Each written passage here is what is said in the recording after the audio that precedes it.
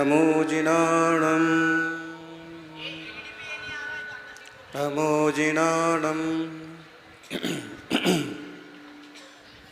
नमोजिनाणं नमोजिनाणं नमोजिनाणं संगीतकार नमोजिनाणं नमोजिनाणं नमोजिनाणं नमोजिनाणं नमोजिनाणं नमोजिनाणं ॐ नमोजिनाणं नमोजिनाणं नमोजिनाणं नमोजिनाणं नमोजिनाणं नमोजिनाणं सुहाजिए संभव नंदन सुमय पोम सुपास जिंद जिण भुयंत सियल से अंसा बस पूज जिन विमल अनंता दम संति कुंतु अरमल्ली गुण सुबैन मिणय मिमहल्ली पासना महावीर महेशम बंदामी 24 जिनेशम बंदामी 24 जिनेशम नमोजिनाणं नमोजिनाणं नमोजिनाणं नमोजिनाणं नमोजिनाणं नमोजिनाणं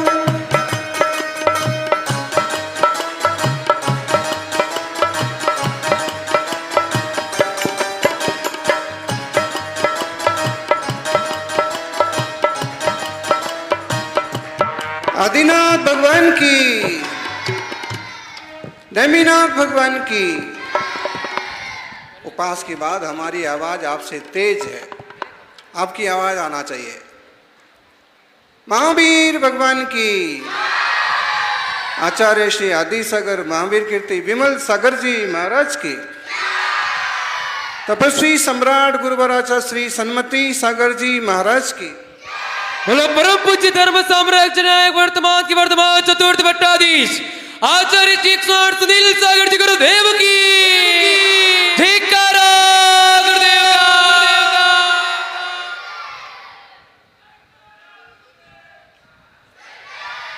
भोजन भोजन जो इंसान के पेट में जाता है वो मल बन जाता है। भोजन जो भोगी के पेट में जाता है वो मल बन जाता है। भोजन जो योगी के पेट में जाता है मोक्ष फल बन जाता है। भगवान जिनेश्वर ने दीक्षा ग्रहण की। दीक्षा ग्रहण करने के बाद दुनिया को एक पहला मौका मिलता है कि तीर्थंकर के हाथ में, मुनिराज के हाथ में ग्रास रख पाए। प्रभु नेमिनाथ भी निकले। आदिनाथ स्वामी से जो दान की परंपरा शुरू हुई, श्रेयांश ने जो दान तीर्थ की स्थापना की, वो निरंतर वर्धमान होती हुई नेमिनाथ स्वामी के काल तक भी पहुंची। नेमिनाथ स्वामी इतने शक्तिशाली थे कि उन्हें जरूरत नहीं थी आहार करें, लेकिन उन्हें पता था दान तीर्थ का प्रवर्तन भी जरूरी है। किसी श्रावक के निमित्त से दान तीर्थ का प्रवर्तन होगा, उसके बाद केवल ज्ञान के बाद धर्म तीर्थ का प्रवर्तन होगा। सौभाग्यशाली हैं वो श्रावक जो धर्म तीर्थ का प्रवर्तन करने वाले मुनिराजों की अंजुलि में ग्रास रखने का सौभाग्य पाते।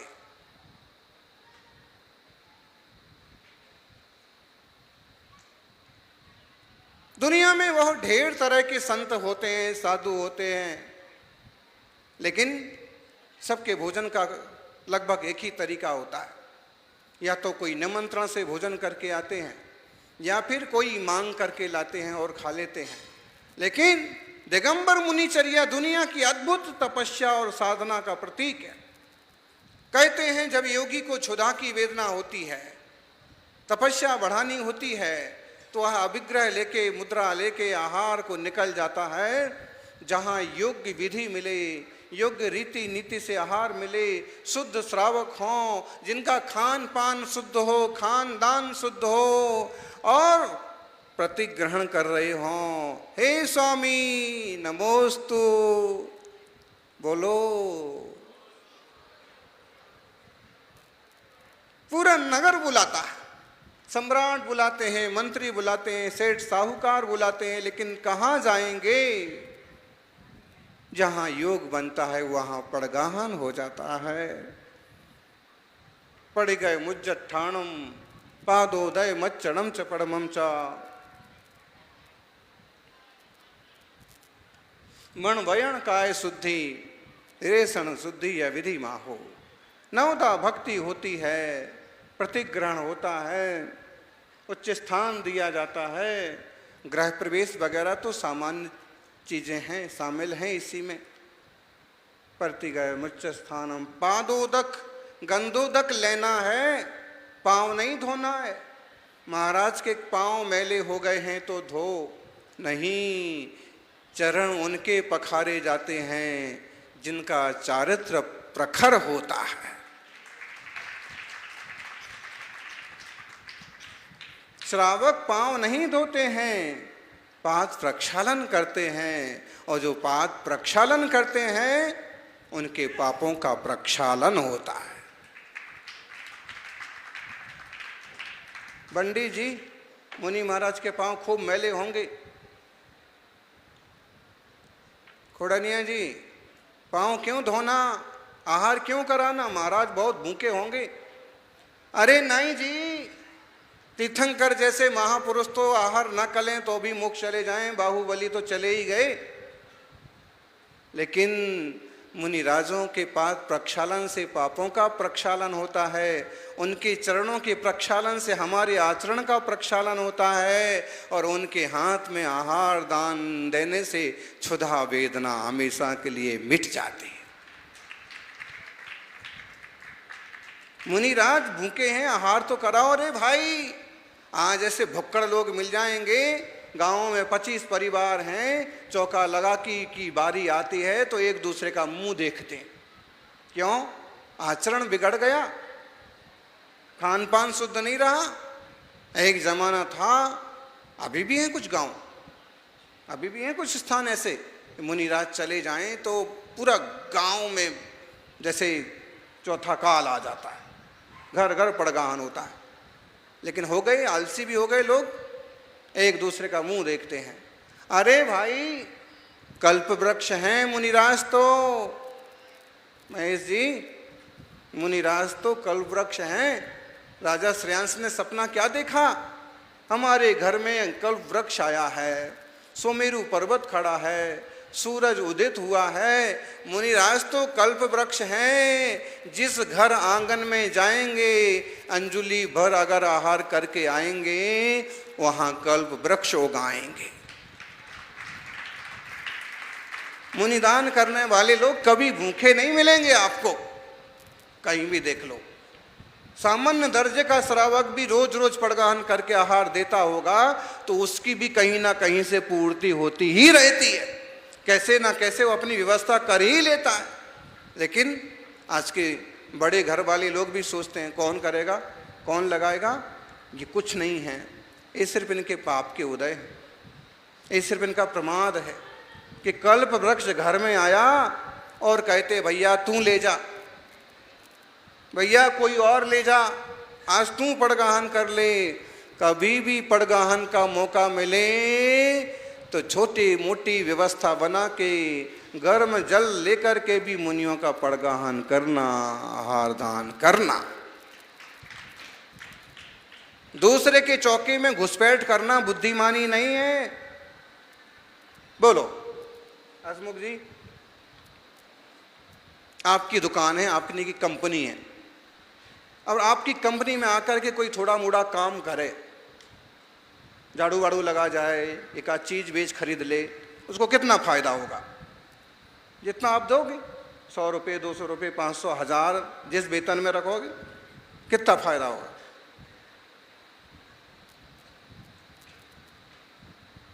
अरे भाई, जिस कंपनी का दुकान का मालिक है, फायदा तो उसे ही होगा ना। लेकिन कोई लोग यहाँ वहाँ से आके दुकान में घुस जाएं, कुछ लेना देना काम करने लग जाएं, तो उसको कितना फायदा होगा? ऐसे ही दूसरे के चौके में घुसने वालों लोगों को समझना।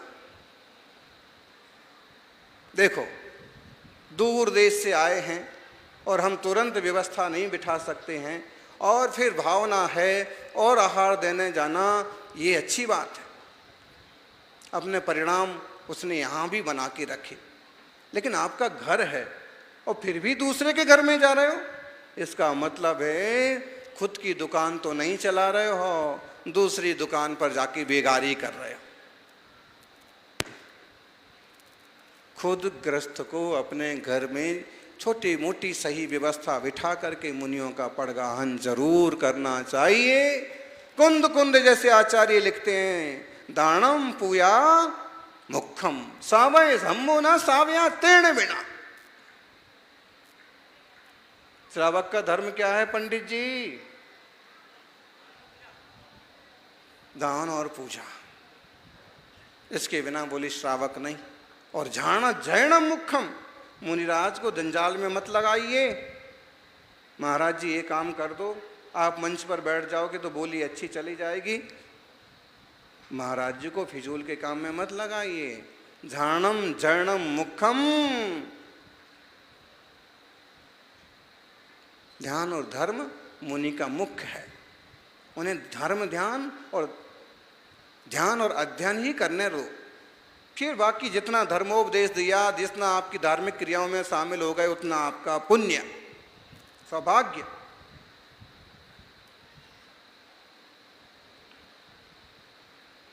एक जगह के लोग चतुर्मास के निमित्त के लिए निवेदन करने आए, तो साथ के एक महाराज जी ने उनको कहा, इतना आग्रह क्यों कर रहे हो? बोले हमारे काम अधूरे पड़े हैं, मंदिर अधूरा पड़ा है, धर्मशाला अधूरी पड़ी है। महाराज जी ने कहा, जब सब अधूरा पड़ा है तो चतुर्मास करके क्या करोगे? तो बोले चतुर्मास होगा तो सब पूरा हो जाएगा। और महाराज जी केवल धर्म ध्यान में ही लीन रहे और ये सब पूरा ना हुआ तो? बोले ऐसे महाराज जी नहीं चाहिए। गृहस्थों, धर्मायतनों की निर्माण में मुनियों की उपस्थिति पर्याप्त है, उनसे आकांक्षाएं मत रखो। आ जाएंगे सच्चे साधक तो उनके बैठने से ही सारी चीजें हो जाएंगी, लेकिन हिसाब किताब बना के मत चलो। सेवा करो, मेवा मिलेगा। जबकि सम्य दृष्टि तो ये कहता है, सभी बोलो, मेवा मळे। गाओ ईडर वालों।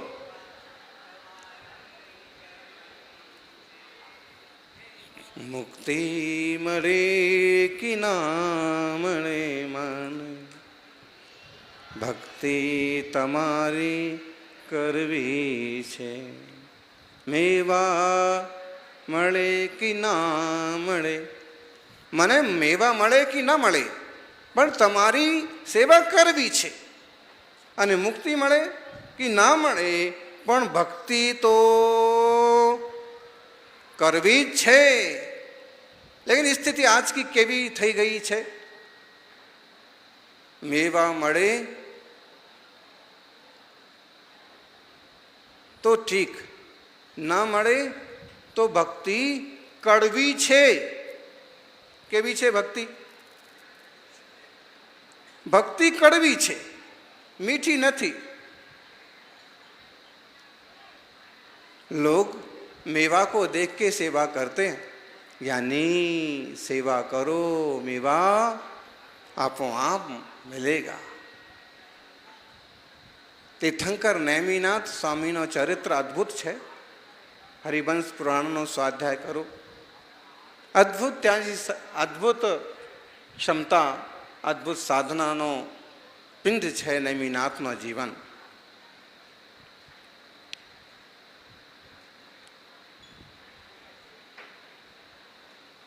नेमिनाथ 22मा तीर्थंकर गिरनार थी मोक्ष गया अने ईडरगढ़ पर अतिशयकारी जिन बिंब प्रकट थया।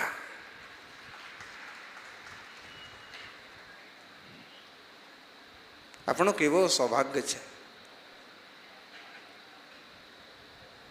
આ ઊંચા ડોંગર પર આટલો મોટો पंच कल्याणक प्रतिष्ठा महोत्सव राजा महाराजाओं के लिए भी असंभव, राजा महाराजाओं माटे असंभव बात छे आ आटलो मोटो महोत्सव पंच कल्याणक प्रतिष्ठा महोत्सव। और गर्भ जन्म दीक्षा कल्याणक, और दीक्षा कल्याणक के बाद आज दान तीर्थ का प्रवर्तन, आहार चर्या, मुनिराज की सेवा, जैन धर्म की सेवा है। जो लोग कहते मुनि नहीं होते हैं वो आलसी लोग, सेवा ही ना करना पड़ेगी। शास्त्रों में तो कहीं नहीं लिखा है कि पंचम काल में मुनि नहीं होते। और इस तरह शास्त्र विरुद्ध बात बोलने वाला व्यक्ति सम्यक दृष्टि हो सकता है क्या? थई सके छे सम्यक दृष्टि नथी, प्रत्यक्ष मिथ्या दृष्टि छे। आत्म साधना करनारे मुनिराज आहे वर्तमान में उपलब्ध है। वेद विज्ञानी मुनिराज, तत्वज्ञानी साधु, और जैसे तीर्थंकर नैमी आहार को गए, पड़गाहन हुआ, आहार चर्या हुई। शरीर के पोषण के लिए आहार नहीं होता है, तपस्या बढ़ाने के लिए आहार होता है, भैया वृत्ति के लिए आहार होता है, आवश्यकों का पालन करने के लिए आहार होता है, देह की स्थिरता बनी रहे इसलिए आहार होता है। और ये आहार श्रावकों को जरूर देना चाहिए। आहारम परम औषधम, सबसे बढ़िया औषध आहार है। आहार दान सबसे बड़ा दान है। इसलिए कभी भी अवसर मिले, मौका मिले, खुद के घर में पड़गाहन करो। खुद सक्षम नहीं है, सहयोगी नहीं है, तो भले दूसरे के यहाँ जाकर के सहयोग करो, आहार दो, लेकिन आहार दान तो बोलो। गौर क्या करेंगे आप? मुनि महाराज आपसे पैसा लेने वाले हैं नहीं, गाड़ी में बैठने वाले हैं नहीं, आपके घर में रुकने वाले हैं नहीं, आपसे कुछ सहारा लेके बाल कटवाने वाले हैं नहीं। वो तो केस लॉन्च करते हैं, छुल्लक जी भी केस लॉन्च करते हैं। आप और क्या करेंगे? ज़्यादा से ज़्यादा पद विहार में शामिल हो जाएंगे और अपनी वस्तु देने का योग बने तो ज़्यादा से ज़्यादा आहार दान कर पाएंगे। तपस्वी सम्राट कहते थे, भाई अरहंत बनो, अरहंत बन जाइए, संसार के जंजाल से निपट जाओगे। आज दोपहर को होंगे केवल ज्ञान कल्याणक। अरहंत नहीं बन सकते तो संत बनो, और संत नहीं बन सकते तो संत के हाथ में ग्रास रखने के लायक तो जरूर बनो। संतोषी तो बन ही जाओ। सभी का जीवन मंगलमय हो। यह आहार दान की परंपरा, अभय दान, शास्त्र दान की परंपरा, आवास दान की परंपरा निरंतर चलती रहे। गांधी जी सब प्रकार के दान में शामिल होते हैं। आज संघ की सेवा में 10 से ज़्यादा परिवार जुड़े हुए हैं। तपस्वी सम्राट के साथ में 4 परिवार निरंतर जुड़े रहे, और आज भी 10 से ज़्यादा परिवार संघ सेवा में समर्पित हैं, उपस्थित हैं। निश्चित रूप से भाग्यशाली जीव हैं, और ऐसे सब लोग भाग्य बनाएं कि राह चलते सेवा कर पाएं, न कर पाएं। नगर में साधु आए तो अपने घर में पड़गाहन होना ही चाहिए। जय धर्म तीर्थ, दान तीर्थ निरंतर चलता रहे। जिन शासन हमेशा वर्धमान हो, यही मंगल भावना।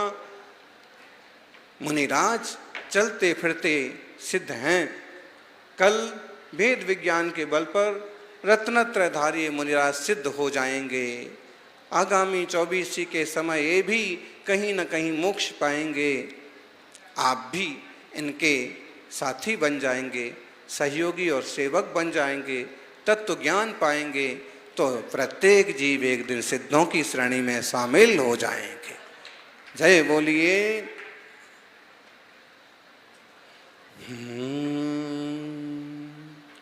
देखो, अब आप कहोगे आहार लेते तो हैं नहीं और कहते हैं कि देना चाहिए।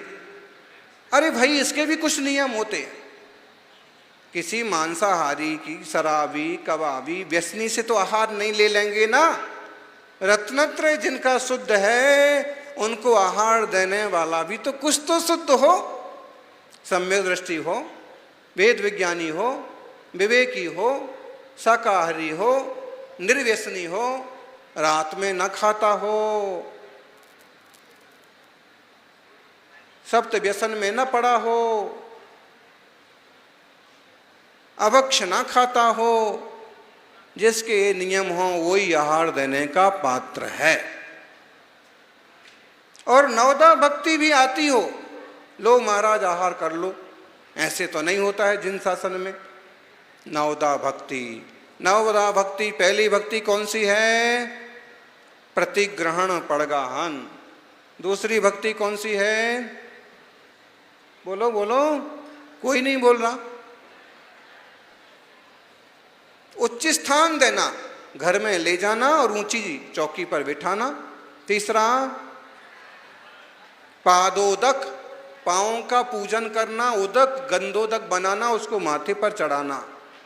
चौथा अर्चना, पूजना करना, अष्ट द्रव्य से, अर्घ से पूजन करना, सतपात्रों की पूजा करना चाहिए। फिर कौन सा आया? प्रणमम, प्रणाम करना, भो स्वामी नमोस्तु। फिर क्या आया? आहार जल शुद्ध है, मन शुद्धि, वचन शुद्धि, काय शुद्धि, आहार जल शुद्ध है। कितने हो गई? नवदा भक्ति। नवदा भक्ति वैदिक शास्त्रों में भी आती है, लेकिन वहाँ थोड़ा अलग रूप है। हमारे यहाँ की नवदा भक्ति को सब जाने, श्रावक के 7 गुणों को जाने, श्रावक के 5 भूषणों को जान लेवें, 5 दूषणों को जान लेवें, और नवदा भक्ति पूर्वक द्रव्य क्षेत्र काल की शुद्धि रख के 16 में आहार देना। आहार दान के लिए शुद्ध वस्त्र पहनने वाला एक श्रावक ना 80 साल के भी हों, और आप उनसे पूछो कि दादाजी कैसे हो आप अभी, वो कहेंगे 16 का हूं। क्या? देखो, मुनि के आहार दान में अगर शुद्ध कपड़े पहन के आप खड़े हो तो एक छोटे बच्चे को माँ कहती है दूर रहो, दादी 16 की है। कितने की है दादी? है तो 70 की, 60 साल की हो गई, और क्या कह रहे हैं 16 की है। 16 का कौन नहीं रहना चाहता? इसका भाव समझना। वहाँ द्रव्य क्षेत्र काल वगैरह की शुद्धि, चौके की शुद्धि, 7 विशेष गुणों, नवदा भक्ति 16, वो अपनी जगह है। लेकिन एक आहार देने वाला बुजुर्ग वृद्ध क्यों ना हो, जब शुद्ध वस्त्र पहन के खड़ा होता है तो उसकी प्रवृत्तियां 16 साल के युवक के जैसी हो जाती।